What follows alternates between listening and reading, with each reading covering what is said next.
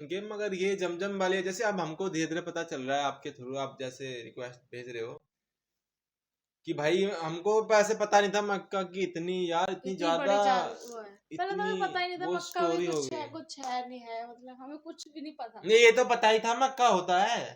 نہیں میرے کو تو بالکل نہیں پتا، میرے کو تو ویڈیو دیکھ دیکھ کے سب کچھ ارے امیتابھ بچن کی وہ پکچر نہیں دیکھی کیا، وہ کون سی ایک اللہ رکھا نام کے ایسے کچھ ہے، کلی ایک ایسی اس کی ممی جاری ہوتی ہے حج کی یاترا پہ اور پھر ٹرین میں وہ کیسا اس کا کچھ نہیں پتا.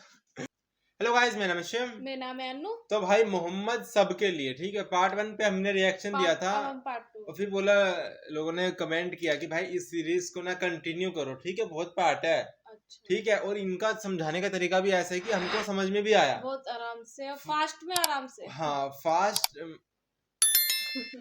مطلب فرسٹ پارٹ جو تھا وہ ہمارے بالکل سمجھ میں آیا کہ کیسے کیسے سٹارٹنگ ہوئی تھی، کیسے کیسے ان کا جو بچہ تھا انہوں نے بتایا کہ یہاں پہ کعبہ بنانا اسماعیل ہے، تو ہم کو سمجھ میں آیا. تو سیکنڈ پارٹ دیکھتے اور بہت اچھے سے سمجھا رہے، تو تھینک یو، آپ نے ہم نے سجیسٹ کیا ہم کو یہ چیلنج.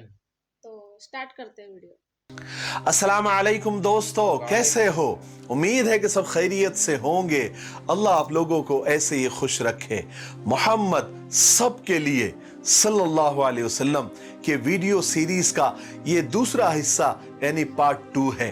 تھوڑا ہم ریکیپ یعنی پہلے حصے میں ہم نے کیا کہا تھا تھوڑا سنکشیپ میں اور شارٹ کٹ میں سن لیتے ہیں تاکہ یہ دوسرا حصہ ہمیں بہتر طریقے سے سمجھ میں آئے. ہم نے پہلے حصے میں سنا کہ مکہ شہر تقریباً 4000 سال پہلے بالکل بنجر کالے پتھروں سے گھرا ہوا ایک لک و دک چٹیل میدان تھا. اللہ کے حکم سے حضرت حاجرہ جو کہ حضرت ابراہیم علیہ السلام کی بیوی تھی، انہوں نے اس کو آباد کیا. اس سے پہلے وہاں نہ آدم تھا نہ آدم ذات تھا، نہ پانی کا نام و نشان تھا نہ ہریالی تھی. تو حضرت اسماعیل علیہ السلام جو کہ حضرت ابراہیم اور حضرت حاجرہ کے بیٹے تھے، ان کی ایڑیاں رگڑنے کی وجہ سے اور اللہ کے حکم سے زمزم نکلا اور پانی کا اچھا خاصا انتظام ہو گیا. سب سے پہلے ایک قبیلہ جس کا نام جرہم تھا وہاں پر آیا اور حضرت حاجرہ کی اجازت سے وہاں رہنے لگا. پھر آہستہ آہستہ آبادی بڑھنے لگی. پھر کچھ سالوں کے بعد حضرت حاجرہ کا انتقال ہو گیا. پھر حضرت اسماعیل علیہ السلام کا انتقال ہوا. لوگ بتوں کی پوجا کرنے لگے.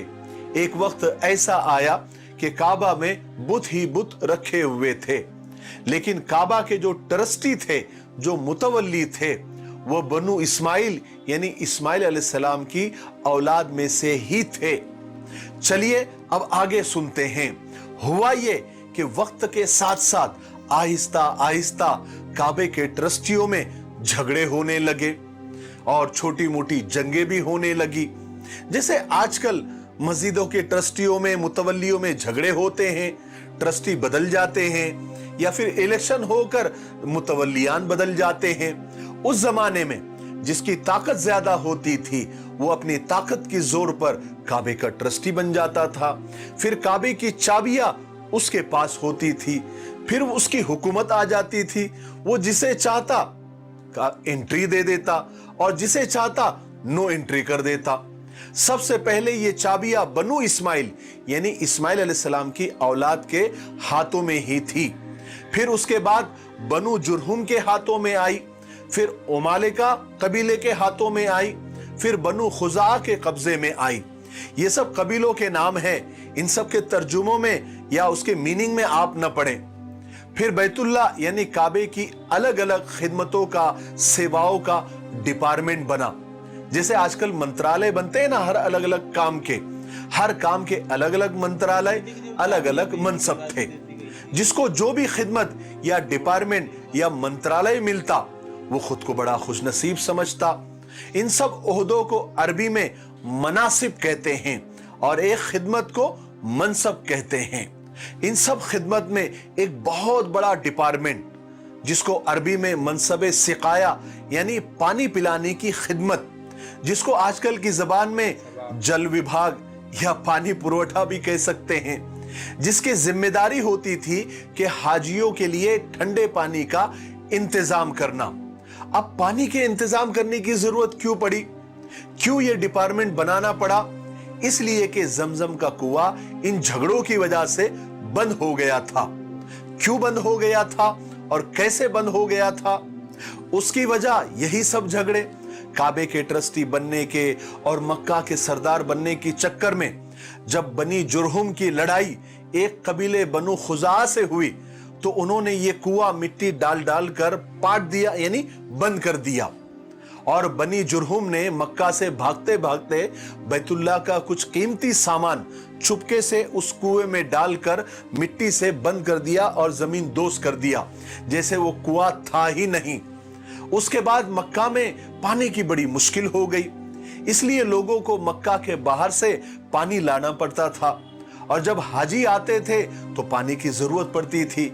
इसलिए ये खिदमत, ये डिपार्टमेंट, ये मंत्रालय, ये जो मनसब सिकाया है जिसको अरबी में कहते हैं, ये किसी कबीले के पास होता था और किसी कबीले के पास काबे की चाबियां भी होती थी और जो डिपार्टमेंट के पास ये चाबियां होती थी काबे की, उस खिदमत को अरबी में मनसब हिजाबा कहते थे। तीसरा मनसब यानी तीसरा डिपार्टमेंट मनसब रिफादा था, यानी हाजियों के खाने वगैरह का इंतजाम करना। आजकल की जबान में उसे खुराक मंत्रालय कह दीजिए। और भी बहुत सारे डिपार्टमेंट बने हुए थे जिनके जिम्मे अलग अलग खिदमतें, अलग अलग सेवाएं थी और जिनको भी ये डिपार्टमेंट मिलते थे वो अपने आप को बहुत खुशनसीब समझते थे। एक आखिरी सदी में एक बहुत बड़ा इनकलाब आया। बनु इस्माइल में, यानी इस्माइल अलैहिस्सलाम की औलाद में एक शख्स कुसै बिन किलाब पैदा हुआ। उसने बनु खुजा से लड़ भिड़ कर मक्की की सरदारी छीन ली और काबे की सारी खिदमतें अपने हाथ में ले ली। कुसै बिन किलाब ने मक्का को खूब तरक्की दी और तरक्की के काम किए। सबसे पहले और सबसे बड़ा काम उसने ये किया कि एक बड़ी इमारत, यानी एक बिल्डिंग कह लीजिए, बनवाई जिसका नाम दारुन नदवा रखा।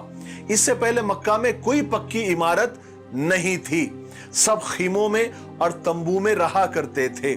कुसै बिन किलाब ने ये इमारत इसलिए बनवाई कि इसमें मक्का के सरदारों की मजलिसें, मशवरे हुआ करें, जैसे आजकल हर सूबे में असेंबली और मंत्रालय हुआ करते हैं जहां सिर्फ मंत्री बैठते हैं। उसके बाद कुसै बिन किलाब ने दूसरे लोगों को भी पक्के मकान बनाने की इजाजत दी और लोग पक्के मकान बनाने लगे। और तीसरा बड़ा काम जो कुसै बिन किलाब ने किया कि अभी तक जो हाजी मक्का में आते थे वो अपने पैसों से खाना खाते थे। कुसै बिन किलाब ने ये तरीका बिल्कुल खत्म कर दिया, ये कानून ही खत्म कर दिया और अपने ही कबीले कुरैश पर टैक्स लगा दिया और उन पैसों से, जो टैक्स से जो पैसा जमा होता था, उन पैसों से हाजियों को खाना खिलाया जाने लगा। ये पहला टैक्स था जो कुसै बिन किलाब ने मक्का में इजाद किया। कुसै बिन किलाब कबीले कुरैश का था, उसने खूब मक्का को तरक्की दी और तरक्की वाले काम किए। पूरे मक्का में क्या, पूरे अरब में उसकी वाहवाही होने लगी। कुसै बिन किलाब के 4 बेटे थे, जरा गौर से सुने। कुसै बिन किलाब के 4 बेटे थे। बड़े का नाम अब्दुद्दार था और छोटे बेटे का नाम अब्द मुनाफ था। जब कुसै बिन किलाब बूढ़ा हुआ तो उसने काबे के सारे ओहदे अपने बड़े बेटे अब्दुद्दार को दे दिए, लेकिन कुछ ही साल के बाद अब्दुद्दार और अब्द मुनाफ की औलाद ने ये ओहदे आपस में बांट लिए। इस तरह मनसब सिकाया यानी पानी का डिपार्टमेंट और मनसब रिफादा यानी खाने का डिपार्टमेंट अब्द मुनाफ के हिस्से में आया और मनसब हिजाबा यानी काबे की चाबियों वाला मनसब और जंगों में झंडा संभालने की खिदमत वाला जो डिपार्टमेंट था ये अब्दुद्दार के हिस्से में आया। फिर चलते चलते जैसे जैसे वक्त गुजरता गया ये खिदमतें, ये डिपार्टमेंट आगे ट्रांसफर होती रही, मुंतकिल होती रही। अब्द मुनाफ के बड़े लड़के का नाम अब्द शम्स था। ये सारी जिम्मेदारी बाद में अब्द शम्स के पास आई। उसके बाद अब्द शम्स के छोटे भाई हाशिम के पास आई और ये हाशिम सरकार दो आलम सल्लल्लाहु अलैहि वसल्लम के परदादा थे। हाशिम अपने कौम के सबसे ज्यादा बुजुर्ग, नेक और अक्लमंद समझे जाते थे।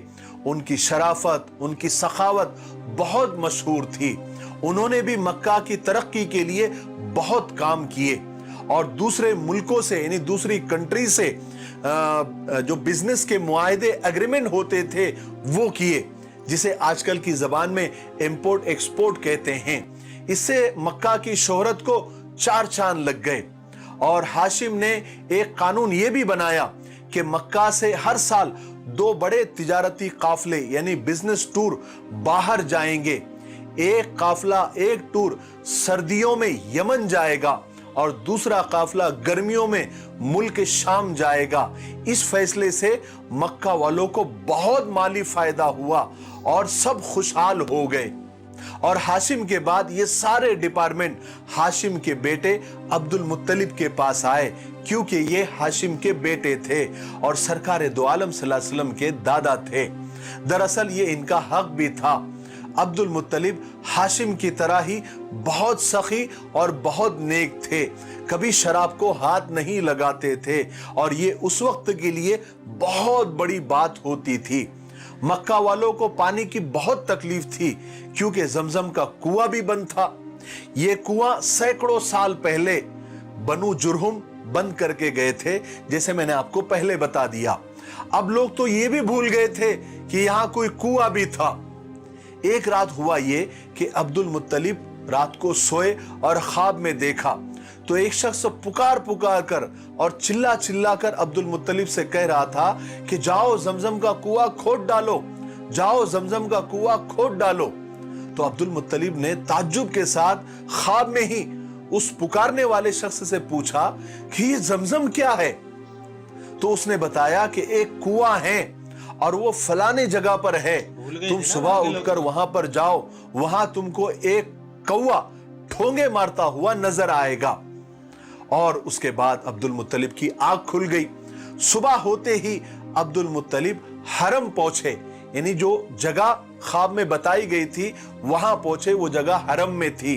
तो देखा कि सचमुच वहां पर एक कौवा जमीन कुरेद रहा है। अब अब्दुल मुत्तलिब ने यह फैसला कर लिया कि वो कुआं तो जरूर खोदेंगे। मगर जब उन्होंने कुरैश से यानी अपने कबीले वालों से इसका जिक्र किया, अपने ख्वाब का जिक्र किया, कुएं का जिक्र किया और कुआं खोदने की बात की, तो वो लोग तैयार नहीं हुए और खुद तो तैयार नहीं हुए, अब्दुल मुत्तलिब को भी मना करने लगे। मगर अब्दुल मुत्तलिब अपने फैसले के पक्के थे। वो तो फैसला कर चुके थे कि वो कुआं तो जरूर खोदना है। उस वक्त अब्दुल मुत्तलिब को सिर्फ एक बेटा था जिसका नाम हारिस था। उस वक्त अब्दुल मुत्तलिब को यह ख्याल आया कि काश मेरे 10 बेटे होते तो मुझे दूसरों के पास जाने की नौबत ही नहीं आती। इसलिए उन्होंने वहीं पर अल्लाह से दुआ की कि अल्लाह मुझे 10 बेटे दे दे जो बड़े होकर मेरे काम में हाथ बटाएंगे। अगर ए अल्लाह तूने मुझे 10 बेटे दे दिए तो एक बेटा मैं कसम खाता हूं कि तेरे नाम पर कुर्बान कर दूंगा। उसके बाद हारिस और अब्दुल मुत्तलिब यानी दोनों बाप बेटों ने मिलकर वो कुआं खोद ही डाला।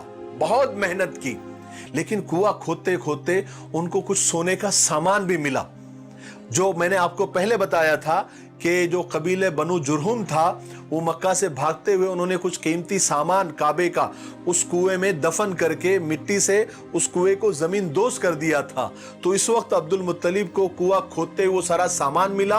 अब्दुल मुत्तलिब ने वो सारा सामान लेकर काबे को खूब सजाया और फिर कुआं खोदने लगे और कुआं खोदते ही पानी का चश्मा उबल पड़ा, वो तो जमजम था। फिर कुछ दिनों के बाद में, कुछ सालों के बाद में अल्लाह ताला ने अब्दुल मुत्तलिब की दुआ कबूल फरमाई और अब्दुल मुत्तलिब को 10 बेटे अता किए। जब सब बेटे जवान हुए तो अब्दुल मुत्तलिब को अपनी कसम पूरी करने का ख्याल आया। क्या कसम थी? कि एक बेटे को अल्लाह के नाम पर जुबा करने का। अब्दुल मुत्तलिब ने कसम पूरी करने का फैसला किया और सब बेटों के नाम का कुरा डाला। उस वक्त तो जो भी कुरा अंदाजी यानी चिट्ठियां, जिसको हम चिट्ठियां डालना बोलते हैं, तो सब बेटों का नाम लिखकर वो कुरा अंदाजी की। तो उस कुरे में कुर्बानी के लिए किसका नाम आया? सबसे छोटे बेटे अब्दुल्ला का नाम आया।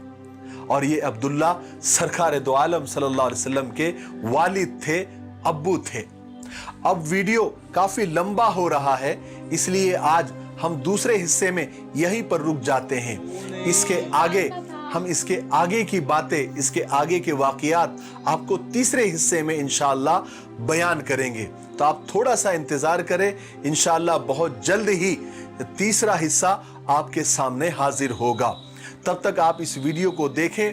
اگر آپ کو یہ معلوماتی لگتا ہے اور آپ کو اگر بہت کچھ سیکھنے کو ملا ہے تو آپ کا یہ فرض بنتا ہے کہ اس ویڈیو کو آپ آگے شیئر کریں، جیسے آپ نے ہم سے وعدہ کیا تھا کہ ہر ویڈیو دیکھنے والا اس ویڈیو کو 5 لوگوں کو شیئر کرے گا۔ میرے لیے دعا کرتے رہیں اور ساری انسانیت اور ساری امت کے لیے خیر کی دعا کرتے رہیں۔ السلام علیکم ورحمۃ اللہ وبرکاتہ۔ واو یار، یہ پر ہم کو آگے دیکھتے رہو یہ ہر پچھلے بار بھی انہوں نے ایسے کیا تھا کہ اینڈ میں ہم کو ایسے ایک موڈ پہ روک دیا تھا، ہم آگے دیکھنے چاہ رہے تھے، ٹھیک ہے۔ اور اس بار بھی بھائی اب دیکھتے کیا ہوگا، ٹھیک ہے۔ میں ایک اسٹوری سن رہے ہیں، ہمارے سامنے چل رہی ہے پوری اسٹوری۔